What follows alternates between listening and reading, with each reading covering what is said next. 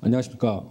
오마이뉴스와 커널뉴스는 이번 4.11 총선에 대한 국민적 관심을 불러일으키기 위해서 민주통합당 예비후보 경선대담을 진행하고 있습니다. 저는 경선대담의 사회를 맡은 오마이뉴스 김당 기자입니다. 이번 시간은 서울 관악갑에서 경선 후보로 확정된 김대호, 유기용 두 후보를 모시고 경선대담을 할 예정이었는데 유기용 후보께서 개인 사정으로 불참을 해서 단독 대담으로 진행하게 됐습니다. 김대호 후보는 올해 49세로 서울대 공대를 졸업하고 사회디자인연구소장, 유정필 관악구청장 정책특보를 지냈습니다. 그러면 김대호 후보의 모두 발언을 듣고 대담을 시작하겠습니다. 예, 안녕하세요. 민주통합당 관악갑 국회의원 최종 경선 진출자 김대호 후보입니다. 관악갑 지역은 구 봉천동 지역하고 남현동 신림오동입니다. 저는 사다리 김으로 통합니다. 봉천동 사다리 김, 이렇게 사다리 김으로 통합니다. 왜 그러냐면은 저는 이 사다리 속에 저희 어떤 철학, 가치, 비전뿐만 아니라 제 출마의 변도 여기에 다 담았기 때문입니다. 저는 우리 사회에는 지금 현재 가장 핵심적인 문제가 사다리가 고장이 나 있다는 데 있다고 생각을 합니다. 그러니까 사다리는 원래 아래에서 위로 올라가는 것 아니겠습니까? 원래 소통과 통합의 상징이 다리라고 한다면은 기회, 도전, 활력, 희망의 상징은 사다리죠. 근데 이게 지금 고장이 나 있죠. 옛날에는 구로동 닭장방에서 지하샷방에서 원룸에서 아파트로 가는 사다리가 있었습니다. 지금은 한번 낮게 시작하면은 영원히 낮게 간다는 인식이 이렇게 실제로 설득력을 얻고 있습니다. 쌀가게 하다가 중소기업을 만들고 그리고 대기업으로 가는 사다리도 사실상 끊어져 있죠. 공고 나와가지고 대기업 생산직으로 가고 지방대 나와가지고 공무원으로 가는 사다리도 사실 끊어져 있습니다. 한번 비정규직이면 영원한 비정규직이고 한번 중소기업 직원이면 영원한 비정수. 운이 좋아야 계속 중소기업 직원 할 수 있습니다. 중간에 망해버리니까요. 그래서 이제 오늘보다 과연 내일이 나을 수 있을까? 저희가 이렇게 청년 시절에는 분명히 그런 어떤 희망이 있었습니다. 그래서 닭장방에서 그냥 결혼을 하고 애 낳고 해서 그렇게 살았습니다. 그러나 지금은 한번 낮게 출발하면 영원히 낮게 간다는 인식들이 퍼져 있기 때문에 그러다 보니까 아예 결혼 자체, 연애도 안 하고 결혼도 안 하고 출산도 안 하는 거죠. 그래서 이른바 삼포 세대라는 말이 된 거죠. 근데 이제 이 사다리 중에서 이제 일반적으로 이제 시장 사다리가 있죠. 예. 그 다음에 이제 부동산 사다리 있죠. 바람직하지 않지만은. 그리고 선거 사다리도 있죠. 그 다음에 학벌 시험 사다리가 있죠. 근데 우리가 지금 부동산 사다리 바람직하지 않고 선거 사다리는 워낙 적어요. 근데 문제는 2000년에 닷컴 기업 붕괴 이후로 닷컴 기업 버블 붕괴 이후로 시장 사다리가 무너지면서 오로지 학벌 시험 사다리 하나만 남은 거죠. 그러다 보니까 그 아래에서 살인적 경쟁이 일어나고 있지요. 저는 그래서 이 사다리를 갖다 즉 시장 사다리는 복원하고 부동산 사다리는 철폐를 하고 선거 사다리는 보다 합리화하고 또 늘리고 그리고 학벌 시험 사다리를 합리화하겠다. 바로 이것을 위해서 제가 이렇게 출마를 하게 된 겁니다. 예, 감사합니다.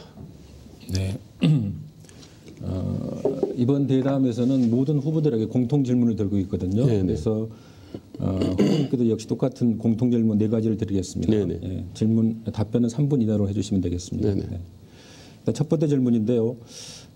관악구가 지금 인구가 한 52만 되죠. 예, 그래서 자치구 중에서 서울시에서 한 5번째 정도 되는 걸로 알고 있는데 그렇습니다. 예, 그러다 보니 이제 산적한 주민이 하나도 상당히 많은 걸로 알고 있고요. 그래서 유정필 관악구청장 정책특보를 지내셨는데 그 경력에 보니까 사람 중심 관악구, 관악특별시, 특별위원회, 이걸 구호를 내거시는 걸로 알고 있는데. 예.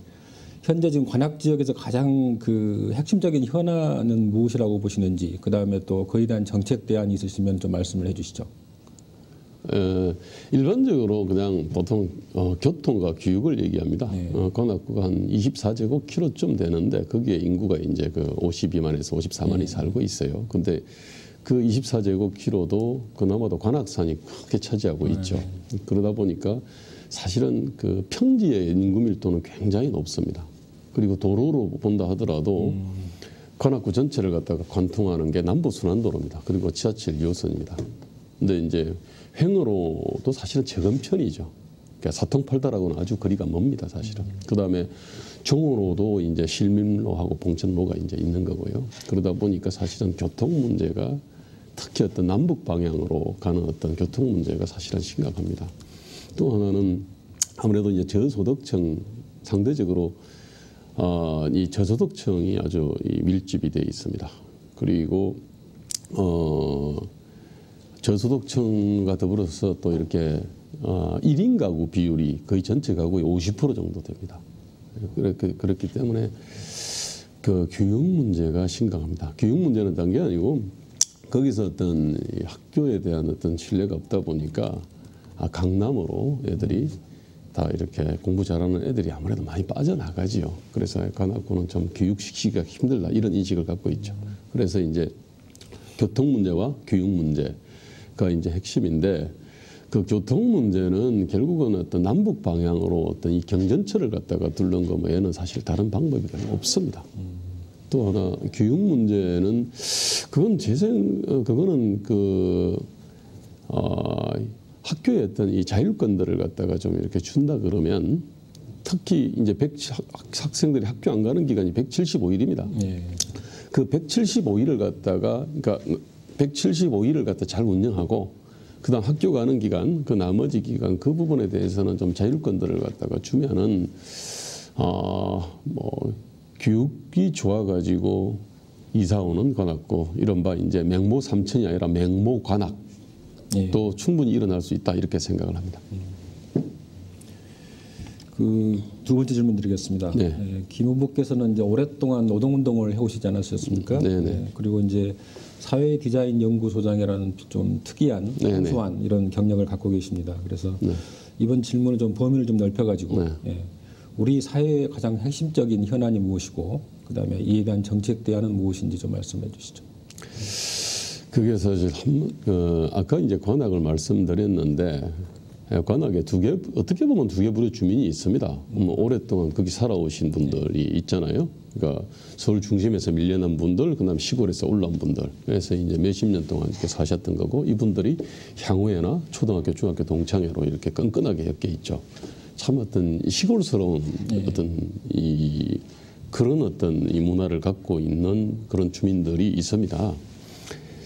참 그래서 참 푸근하고 참 좋습니다. 사실은 저는. 근데 또 한편으로는 거기 서울대학교가 있고 고시촌이 있지 않습니까? 그다음에 2호선으로 강남 출퇴근할 수 있잖아요. 그러다 보니까 이제 서울대학교 관계자, 고시촌 관계자, 그다음에 2호선 출퇴근 쪽 이렇게 있는 거예요.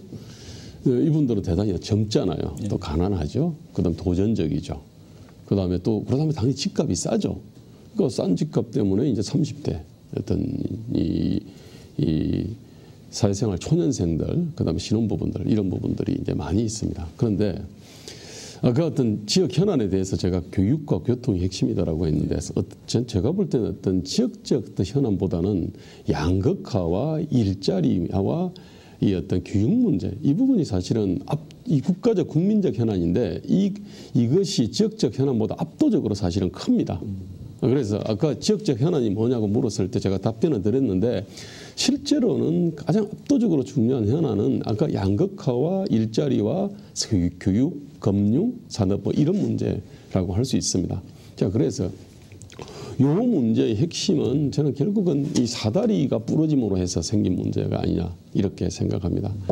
이제 낮은 데서 작고 낮고 주변적인 데서 열심히 창의적으로 노력을 하면은 좀 더 크고 높고 좀 중심적인 곳으로 올라갈 수 있는 그 사다리가 부러지거나 너무 적음으로 해가지고 또는 학벌 시험 사다리 하나만 남았기 때문에 이 모든 문제가 생겨난다라고 생각을 하고 그 문제의 핵심 대안은 결국 아까 모두 발언에서 말씀드린 사다리를 복원하는 거다 이렇게 생각을 합니다. 네. 하나만 좀 더 붙인다면은 제가 이게 주상적으로 말씀드렸는데 이 사다리의 핵심은 시장 사다리를 복원하는 건데 이 시장 사다리를 복원하는 것도 사실 그렇게 원칙은 아주 명료합니다. 첫 번째, 일단 재벌 대기업이 독과점과 불공정 거래 또는 갑과 을 간의 어떤 이 불공정 거래 이 부분을 갖다가 당연히 어떤 이 철폐를 합리화를 갖다가 하는 것이 첫 번째죠. 그다음에 이건 뭐 많은 사람들이 얘기를 하지 않습니까? 근데 또 하나 대단히 중요한 거는 우리 인재와 금융의 어떤 문제가 있습니다.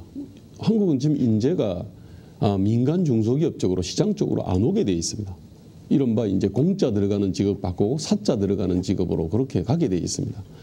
이제 시장으로부터 멀어지는 거죠. 이게 기업으로부터 멀어지는 거고 제가 볼 땐 우리의 인센티브 페널티 구조 말입니다. 이게 이 유인 체계가 이렇게 돼 가지고는 나라가 절대로 발전할 수 없다고 생각합니다. 그런 점에서 인재의 흐름을 바로잡아야 된다 이렇게 생각하고 그다음에 또 하나는 금융인데 우리는 이제 금융이 외환위기 때 한번 호되게 당하고 나서 철저하게 안정 위주로 가 있습니다. 그래서 은행 설립 규제나 이런 것들이 가장 까다롭습니다.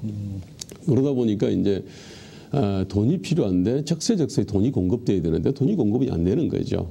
그런 점에서 저는 이제 은행 설립을 규제를 완화하고 대신에 건전성 감독을 갖다 강화를 하는 것이 이런 어떤 시장 사다리를 복원하는 데 있어서 아주 중요한 키 중에 하나다 이렇게 생각합니다. 또 하나는 한국은 의외로 우리가 지금 직업이 한 10,000개 정도 되는데 미국은 한 3만 개 가량 됩니다. 이제 그 얘기는 미국에는 직업으로 되어 있는데 우리는 직업이 안 되는 것들이 사실 많이 있다는 얘기죠. 그거는 예컨대 의료 분야를 찾아봐도 있고 많이 있습니다, 사실. 네, 그런 것들은 이제 공급자들을 갖다가 공급자들의 기득권을 철저히 보호하는 이러저러한 어떤 경쟁 제한 장벽 규제 때문이라고 생각합니다. 그래서 이제 그걸 갖다가 합리화하면 그러면 새로운 어떤 직업과 산업이 만들어지고 그리 되면은 우리 어떤 청년들이 청년들의 일자리 문제가 좀 더 숨통이 트이지 않을까 이렇게 생각을 합니다. 감사합니다. 혹시 이런 문제를 해결하기 위해서 염두에 둔 혹시 상임위가 있습니까? 예, 저는 첫 번째는 저는 일단은 좀 이 교육 교과위를 생각을 하죠. 이제 교과위에서 제가는 그러니까 상대적으로 쉬운 어떤 그러니까 쉬운 개혁 정책이 있어요. 근데 저는 이 교과위에 들어가 가지고 제가 생각하는 거는 그런 겁니다. 첫째 이제 이 기존의 어떤 학교의 이제 제도적 장벽들이 좀 상당히 많이 있습니다. 그런데 저는 사무행정 교사, 사무행정 요원하고 그다음에 어떤 이 직접 가르치는 교사하고 저는 이거 볼 때 이걸 갖다가 분리를 갖다 할 필요가 있다고 생각합니다. 그러면은 사무행정 요원만 한 4만 명의 일자리가 사실은 창출이 됩니다. 그다음에 새롭게 어떤 이게 학습 효과가 굉장히 좋은 것들이 좀 있는데 그것들이 이제 독서지능 같은 거죠. 독서지능은 또 도서관하고 연결되고 사서하고 연결됩니다. 그러면은 그 부분에 대해서 예산을 좀만 부으면은 학생들 독서 문화를 갖다가 이렇게 권장하고 그럼 학생들의 사고력이라든지 창의력도 상당히 올라갑니다. 그랬을 때 이제 거기서 저는 사서들이 일자리가 한 2만 개 정도는 좀 창출이 된다라고 이게 추산이 됩니다. 또 하나는 학급당 학생 수의 어떤 이 문제인데 저는 이걸 갖다 지금 현재 학급으로 본다 그러면 어떤 경우는 뭐 100명을 놓고 해도 되는 게 있고요. 근데 수학이라든지 영어라든지 이런 것들은 사실은 20명 이하가 돼야 되죠, 이게. 그렇게 좀 플렉시블하게 운용을 하게 되면은 또 거기서 학생과 학부모의 만족도는 높으면서 그러면서도 이제 하여튼 적은 예산을 가지고도 이 교사 수를 갖다가 이렇게 좀 많이 늘릴 수 있는 여지들이 있다라고 생각을 합니다. 뭐 이를테면 이제 그런 교과이고요. 결국에는 저는 이제 헌법과 선거법을 고치는 결국은 그 특위를 갖다가 하려고 합니다. 교과위를 거치고 금융위를 제가 아까 재경위를 거쳐야 될 거 아닙니까? 시장 사다리 복원하기 위해 가지고는 이 금융 관련된 어떤 이 규제들을 갖다가 합리화해야 되기 때문에 금융위를 거쳐 가지고 결국에는 헌법과 선거법을 고치는 특위에서 일을 하겠다. 이렇게 좀 계획을 잡고 있습니다. 알겠습니다. 지금 민주통합당과 새누리당이 모두 지금 공천 후유증을 앓고 있지 않습니까? 네. 그래서 관악 갑 지역에서도 보니까 일부 경선 탈락 후보가 무소속 출마를 선언하고 그랬던데요. 그에 대한 어떻게 생각하시는지 좀 궁금하고요. 그다음에 엊그저께 이제 유희경 후보가 같이 이번에 이제 아름다운 국민경선 그 실천 해박식을 가졌는데 후보 입장에서 이번 예비 후보 경선 과정 중에서 잘된 것은 무엇이라고 생각하시는지, 그다음에 또 아쉬운 점이 있다면 무엇인지 좀 말씀해 주시죠. 이번 이제 공심위에는 8명, 15명 강철규 씨가 이제 위원장을 하고요. 그리고 8명의 외부 공심위원들이 있었지 않습니까? 그다음에 당내에서 파견된 분들이 있었고, 그리고 거기에 대해서 저희가 일종의 논술 시험도 친 겁니다. 강철규 위원장의 3가지 질문이 있었고 거기에 대해 가지고 우리가 답을 했고요. 그러니까 일종의 그게 그 논술이나 마찬가지지 않습니까? 그다음에 면접도 있었잖아요. 그다음 기타 뭐 여러 가지 뭐 범죄 경력 조회라든지 뭐 그다음에 앞으로 자기의 어떤 상위의 어떤 활동 계획이라든지 어정 활동 계획이라든지 뭐 이러저러한 것들이 있었던 거지 않습니까? 저는 그런 것들이 그건 참 잘 된 거라고 생각합니다. 보통 이제 우리가 후보자다 그러면 대중 동원력, 이번에는 사실은 선거인단 동원력이죠. 그 동원력이 강한 사람이 이긴다라고 사실 생각을 했어요. 근데 사실은 그건 굉장히 불합리한 거지 않습니까? 그런 점에서 이제 공심위가 의원의 어떤 능력, 자질, 콘텐츠 뭐 이런 것을 갖다가 상당히 좀 집중적으로 검증을 한 거죠. 아마 그 어느 공심위보다도 아마 철저하게 검증했을 겁니다. 제가 볼 때는 이건 제가 높이 사줄 수 있다. 이건 계속적으로 심화 확대돼 나가야 된다고 생각합니다. 그리고 일종의 그 15명의 공심위원이 사실상 일종의 배심원단 역할을 했거든요. 그러니까 대중이 검증하지 못하는 것을 갖다가 전문가들이 사실 검증을 한 거니까요. 그런 점에서 이 부분을 갖다가 양과질을 갖다가 좀 더 늘려 나갈 수 있다라고 생각합니다. 그러면은 사람들이 대중 동원만 신경 쓰는 사람들이 이제 어떤 국가의 어떤 국가를 어떻게 경영할 것인가를 갖다가 고민하고 공부를 하게 돼 있거든요. 제가 볼 때 아주 높이 평가할 만한 요소다라고 생각을 합니다. 그런데 이 공심위가 공천하는 건 아니었으니까요. 결국 최고위가 이제 공천을 하는데 이제 거기서 이 가치와 원칙의 어떤 문제가 좀 있다고 생각을 합니다. 대표적으로 국민 경선 원칙을 제대로 지켜내지 않았죠. 그래서 단수 공천 남발했고 전략 공천 좀 납득하기 힘든 어떤 전략 공천들을 갖다가 많이 남발을 했죠. 단수 공천은 여성 정치 참여 확대라고 하는 어떤 이 가치를 갖다가 굉장히 상위 가치로 올리면서 이제 진행이 많이 됐습니다. 사실은. 그러면서 또 하나 이 도덕성 문제에 대해서도 그 잣대가 아주 엄정하지는 않았죠. 단적으로 저는 임종석 사무총장의 어떤 단수 공천, 이화영 의원의 단수 공천은 제가 볼 때는 그것하고 말입니다. 뭐 할 수도 있는데 문제는 다른 후보들, 일테면 우리의 황강욱 후보에 대해 가지고는 상당히 가혹한 잣대를 들이댄 거고요. 또 기존의 임 사무총장이나 이런 분들에 대해서는 그렇게까지 가혹하지는 않았어요. 당연히 억울하죠, 당연히. 이를테면 이제 이런 문제들이 하나 있었던 거고요. 또 아까 말씀드렸지만 더 근원적인 문제는 이 좀 가치의 우선순위상의 문제가 있었습니다. 이를테면은 여성 정치 참여 확대라고 하는 것이 과연 지금 지금 이 19대 국회와 관련해서 과연 그렇게까지 높은 가치냐? 좀 그 납득하기 힘들거든요. 그 다음에 단수공천, 전략공천도 국민들 앞에 경선한다 그래가지고 경선 인단들을 갖다가 다 모았지 않습니까? 열심히 모았는데 어느 날 갑자기 그냥 경선도 못 해보게 해버리면 그 모은 경선 인단들이 전부 적대 세력으로 돌았습니다.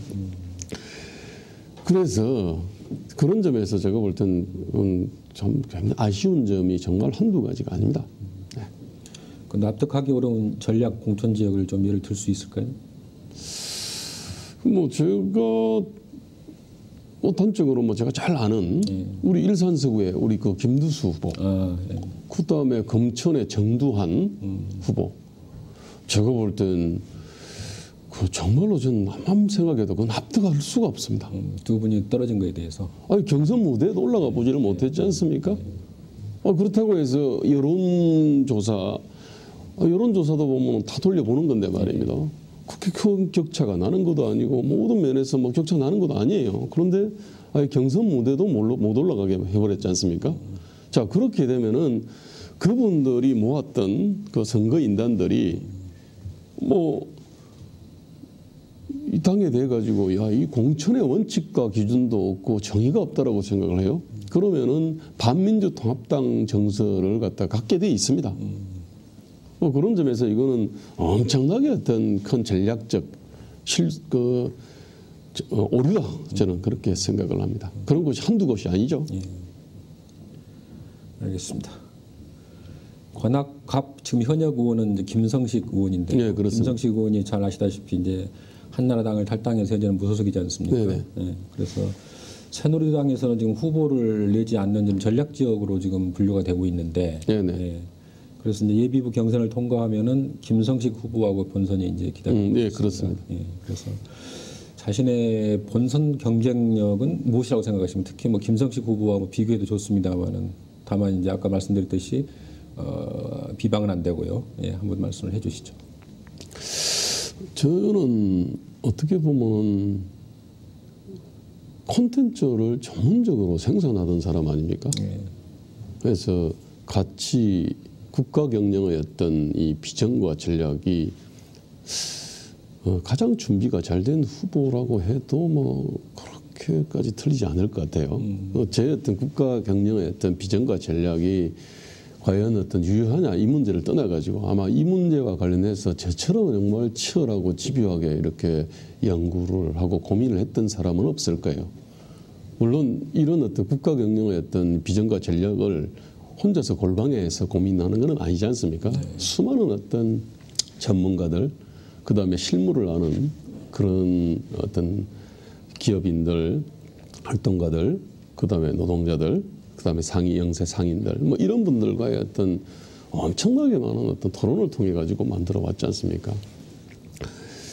저는 제가 일단 본선에 올라가면은 어떻게 보면은 다 누구나 이구동성으로 얘기합니다.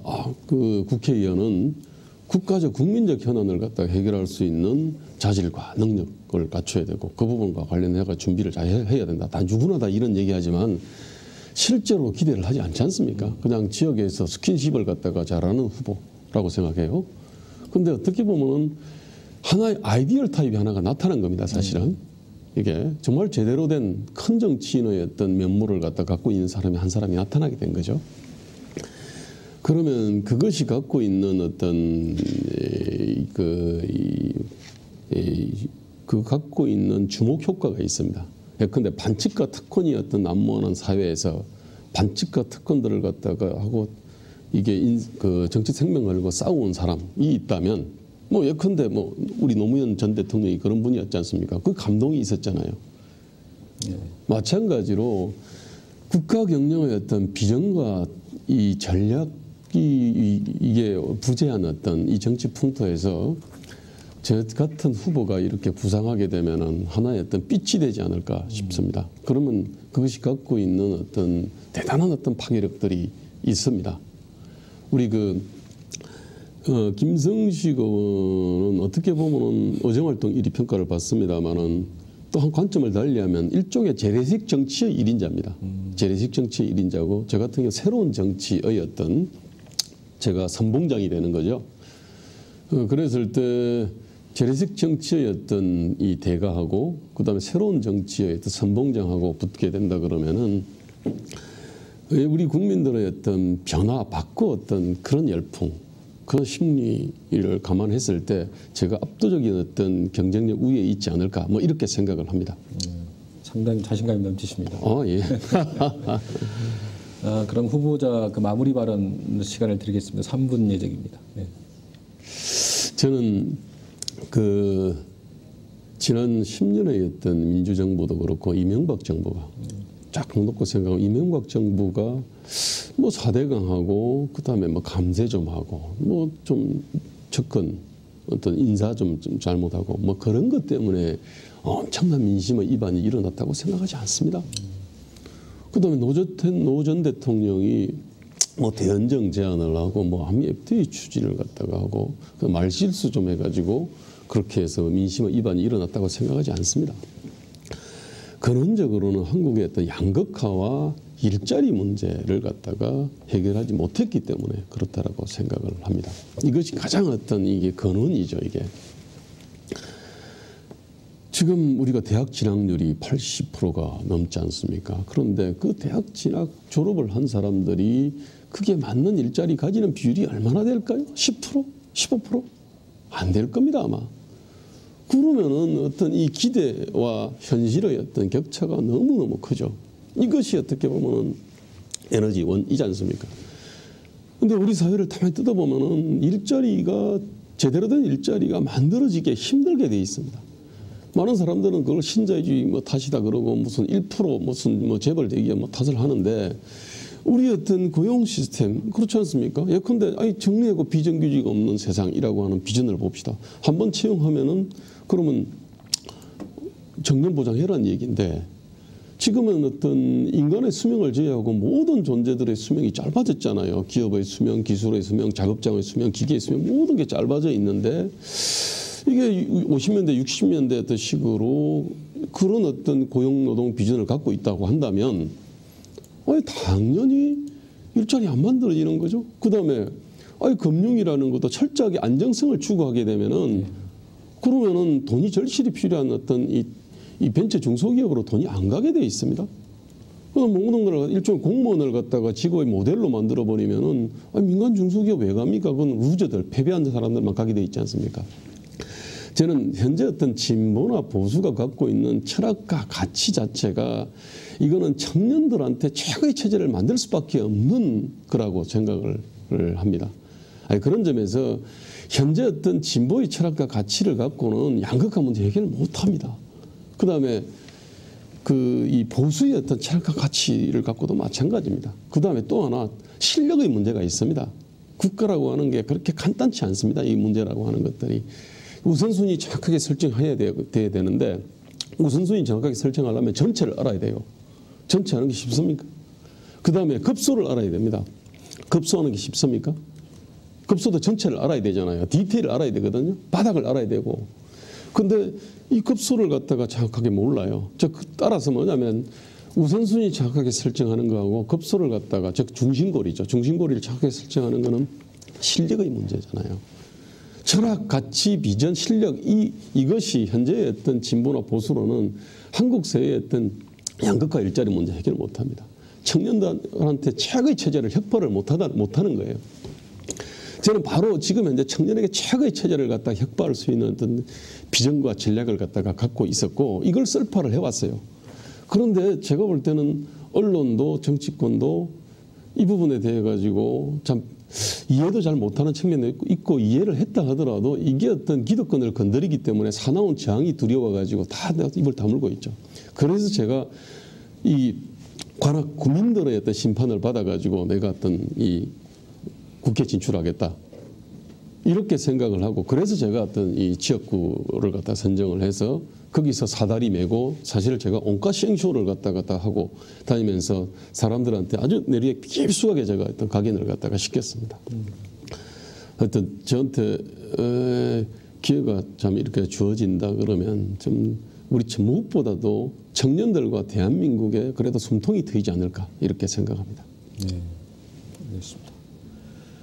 여러분께서는 지금 오마이뉴스와 커널뉴스가 공동으로 진행하는 경선 대담을 보고 계십니다. 이번에는 이제 관악갑의 희망사다리라는 구호를 내건 김대호 후보와의 경선 대담 시간이었는데요. 관악 지역은 원래 전통적으로 야당세가 비교적 센 민주당 전통적인 야당세가 센 지역이었는데요. 그러나 이제 지난 총선에서는 관악갑은 한나라당, 현재 새누리당이죠. 그다음에 관악을은 통합민주당, 현재 민주통합당 이렇게 반분이 됐었는데 따라서 이번 총선에서는 이런 구도가 어떻게 또 바뀔지 상당히 국민들의 관심이 큰 걸로 알고 있습니다. 그래서 여러분 오늘 이제 이번 경선 대담을 어떻게 보셨는지 모르겠습니다만은 어쨌든 그 참여하는 시민만이 시정과 구정 그리고 국정을 바꿀 수가 있습니다. 여러분의 적극적인 선거 참여를 부탁드리면서 이번 시간을 마치기로 하겠습니다. 감사합니다. 감사합니다.